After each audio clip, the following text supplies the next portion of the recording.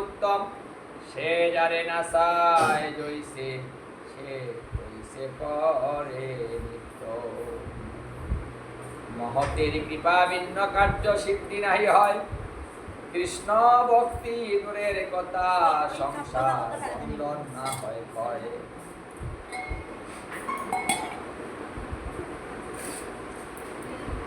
আবির্ভাব তিথি এই রাধারানীর আবির্ভাব তিথি অত্যন্ত একটা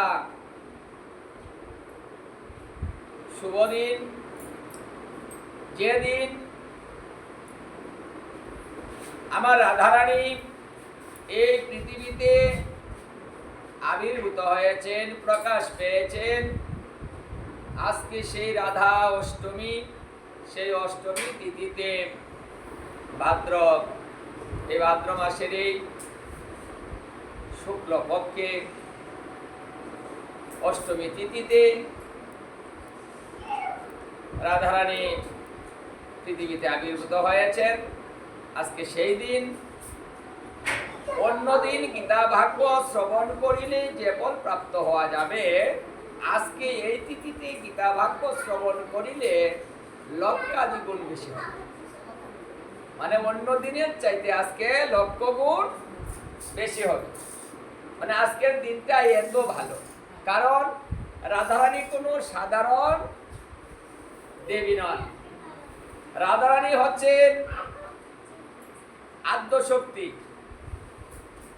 ভগবান শ্রীকৃষ্ণের লাদিনী শক্তি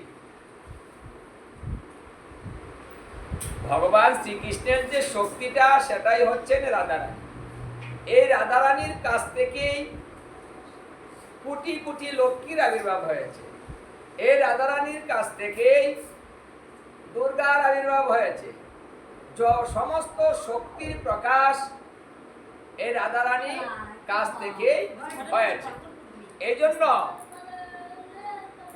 সমস্ত শক্তির উৎস হচ্ছেন শ্রীমতী প্রেমময়ী রাধারানী উনি প্রেমময়ী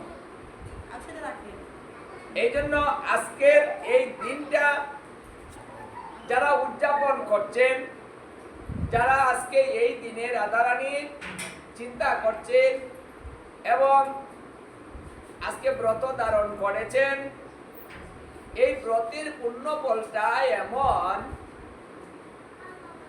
1,00,000 একাদশী করিলে যে ফল প্রাপ্ত হয় একটা রাধারানীর একটাও ব্রত করিলে সেই ফল প্রাপ্ত হয় আজকে যে রাধারানীর তিথিটা যারা পালন করছেন 1,00,000 একাদশীর সমান আমাদের এই কলিহত জীবকে অতি সহজে মুক্ত করার জন্য সুন্দর একটা সহজ পদ্ধতি আমরা পেয়েছি রাধারানী কৃপা করে আমাদের এই সুযোগটা করে দিয়েছেন যেখানে আমরা একটা ব্রত করলে 1,00,000 একাদশীর ফল প্রাপ্ত হতে পারি এই জন্য কেউ কেউ বলে যে কৃষ্ণের জন্মাষ্টমী করেছি রাধারটা আর করতে পারিনি আবার কেউ কেউ বলে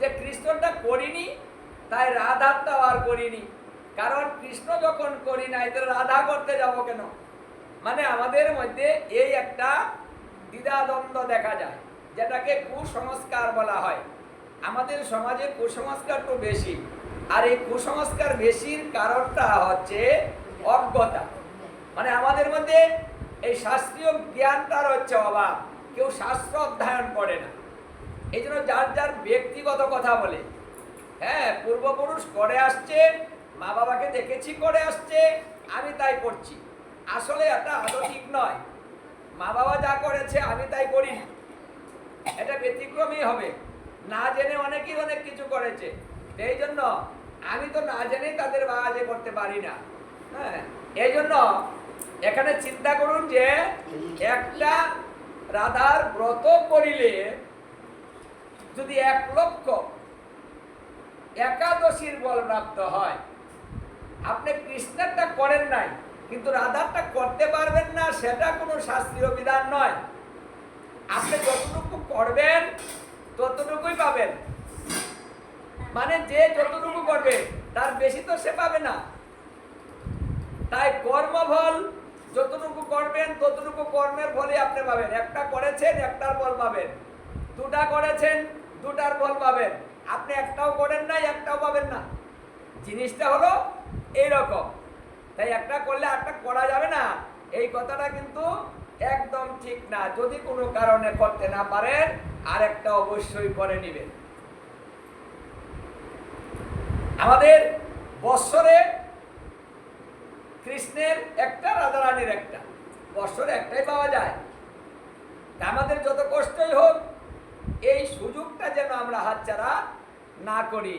এটা সুন্দর একটা সুযোগ, এত সুন্দর সুযোগ দেবতারা পায়নি, এত সুন্দর সুযোগ ব্রহ্মা পায়নি। তারা কিন্তু আফসোস করে আমাদের এই সুযোগগুলা দেখে। দেবতারা বলে, দেবরাজ ইন্দ্র পর্যন্ত বলে মানুষ হলে আমিও সুযোগ পেতাম। ব্রহ্মা বলে আমিও যদি মানুষ হতাম আমিও সুযোগ পেতাম। অথচ আমরা সুযোগগুলা পেয়েছি। তাহলে দেখা যায় যে ঈশ্বর আমাদেরকে অনেক বেশি ভালোবাসেন, আর ভালোবাসেন বিদায় সুযোগগুলো আমাদের দিয়েছেন। যারা সুযোগ ধরতে পারে না তারা হচ্ছে অজ্ঞান মূর্খ, ওদের স্বীকৃতি নেই, তাই সুযোগ পেয়েও সুযোগ ধরতে পারছেন। এবারের ধর্ম ঘরে বসেই করা যায়, সুযোগ করে দিয়েছেন। আগে ধর্ম ছিল বনে, আর এখন ধর্ম হলো ঘরে কোণে। যুগের পরিবর্তন, তালে তালে সবকিছুরই পরিবর্তন হয়েছে। এই জন্য 4 যুগে 4টা আলাদা ধর্ম, এক নামে ধর্ম নয়। কেন বিধান করেছেন? করেছেন আমাদের শক্তি, আমাদের মনের ভাব বিচার করে। কারণ আমাদের ধারণ ক্ষমতা নেই, আমাদের মন চঞ্চল। এই চঞ্চল মনের দ্বারাতে কঠিন কোনো কিছু করা একেবারেই সম্ভব নয়, যার জন্য সহজ করা হলো। মহাপ্রভু এসে বললেন হাতে করো গৃহকর্ম, আরেকটু সহজ করে দিলেন। মুখে বলো হরি, অনায়াসে দিবে তোমরা ভব নদী পারি। এই কথাটা মহাপ্রভু কেন বললেন জানেন? যে এই কলিহত জীব কর্মবিহীন চলতে পারবে না, কারণ তার অন্নগত প্রাণ, আর এই অন্যের অন্বেষণে তাকে শ্রম দিতে হবে, কর্ম করতে হবে। তাই তার ঘরে বসে থাকার কোনো সুযোগ নেই, যার জন্য কর্মের মধ্যে আবার ধর্মটাকে দিয়ে দেওয়া হয়েছে। তুমি কাজ করো আর মুখ দিয়ে হরি বলো, তাহলে কর্ম এবং ধর্ম দুটা একসঙ্গে চলবে। এত সুন্দর সুযোগ পাওয়ার পরেও যদি আমরা বলি যে আমি তো করতে পারছি না, আমি তো সময় পাই না, এই কথাটা কিন্তু একেবারেই ঠিক নয়। আপনি কর্ম করবেন না, কর্ম তো করবেন, তাহলে কর্ম করবেন হরি বলেন, নিষেধ তো করা হয়নি, কর্মটা বাদ দিয়ে ধর্মটা করা হয়নি। এই জন্য বলছে ঘরের কোণে ধর্ম, মানে ঘর থেকে কর্ম করে ধর্ম করো। দোকান করবেন, দোকানে বসেই ধর্ম করবেন। চাকরি করবেন, ওখানে বসেই ধর্ম করবেন। গাড়িতে বসে থাকবেন, এখানে বসেই ধর্ম করবেন। যে ধর্মটার যে সুযোগটা অন্য কোনো যুগে ছিল না, এই সুযোগটা এবার দেওয়া হয়েছে। এই জন্য শ্রীকৃষ্ণের জন্মাষ্টমী এবং রাধা অষ্টমী, এই দুইটা ব্রত অত্যন্ত গুরুত্বপূর্ণ আমাদের। কারণ এক একটা ব্রতে যদি লক্ষ্য একাদশীর ফল প্রাপ্ত হওয়া যায়, যদি 100 জন্মের যদি কেউ অপরাধী থাকে, কত জনম হচ্ছে 100 জনম, মানে 100 জনমের যদি কোনো ব্যক্তি অপরাধী থাকে, একটা কৃষ্ণ জন্মাষ্টমী একটা রাধা অষ্টমী যদি পালন করে, 100 জনমের অপরাধ তার খণ্ডন হয়ে যায়। এত সুন্দর একটা সুযোগ, তারপরেও যদি কেউ বলেন যে আমি তো না খেয়ে থাকতে পারি না, আমি তো করতে পারি না, না খেয়ে থাকতে পারি না, কথাটা ঠিক না। না খেয়ে থাকেন না? যখন সংসারে ঝগড়া হয় না খেয়ে থাকেন না? থাকি তো আমরা, তাই না? জিদ করে থাকি না? থাকি। তাহলে আমরা থাকতে পারি। মানুষ অভ্যাসের দাস, যেটা অভ্যাস করবে সেটাই সে করতে পারবে। আরে আমরা পারি না বিদায়